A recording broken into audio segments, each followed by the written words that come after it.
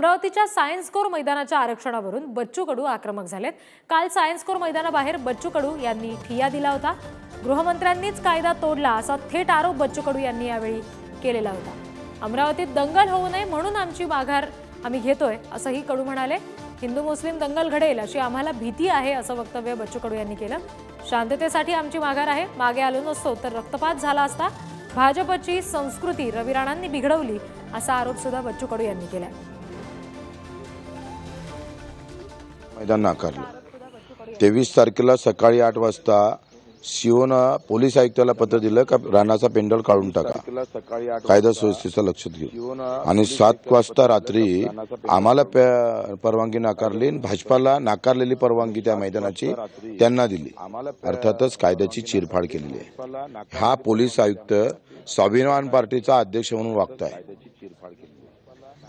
तो पूर्ण कामगार जसा असतं एखादा घरातला, फक्त आता पाणीगिनी वाटपाचं काम केलं नाही त्या आयुक्तानं, तेवढंच फक्त राहिलं।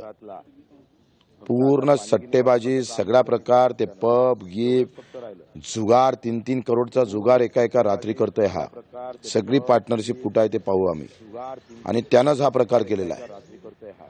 कुठल्या हेतूतून केला, पैसे घेऊन केलं, काय केलं ते पाहावं लागेल आता सगळं।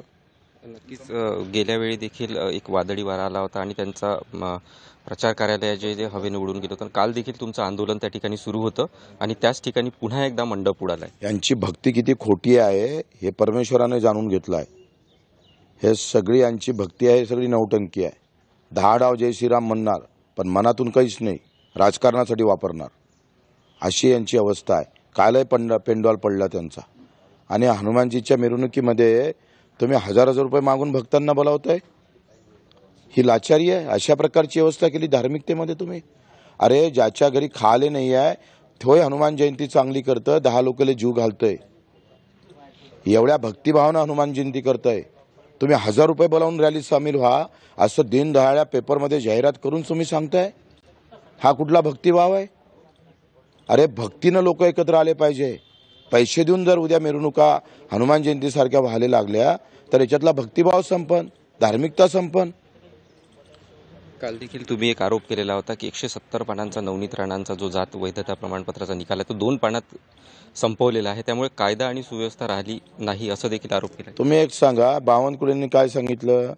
2-3 घटना जर तुम्ही पाहिल्या तर बावनकुळे जी काय म्हणते 127 म्हणजे निकाल लागायच्या अगोदर का हा निकाल नवनीत राणाच्या बाजूने लागणार, निकाल लागला आहे, निकाल नवनीत राणाच्या बाजूने लागेल, आणि नंतर म्हणजे एखादा पेपर फुटतो आहे माहिती आहे, न्यायालयाचा निर्णय फुटला आणि अगोदरच या प्रदेश अध्यक्षानं सांगून दिलं का निर्णय लागला।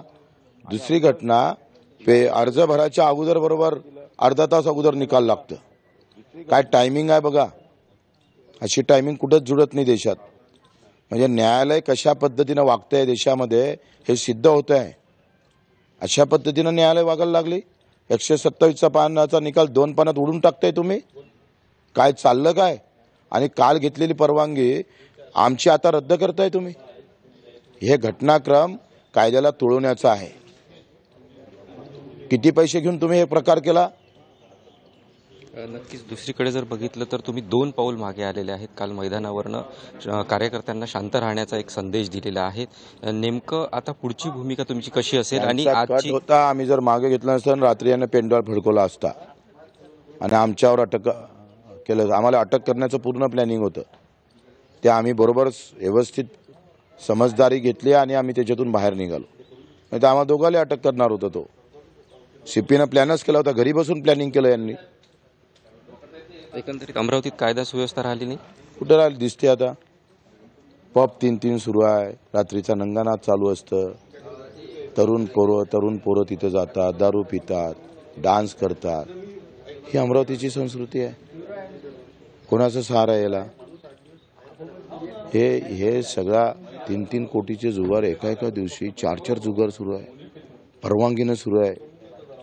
सगळी व्यवस्था करून ठेवली आहे, नाही तर एवढा मोठा पैसा कसा खर्च होते हो? या संदर्भात तुम्ही मुख्यमंत्र्यांकडे देखील बोलणी करणार? काय मला गरज नाही वाटत। भाऊ, आज तुमचं पदयात्रेचं आयोजन करण्यात आलेलं आहे, कशी ही रॅली असेल, कसा एकंदरीत कार्यकर्ते याच्या कसे जमणार?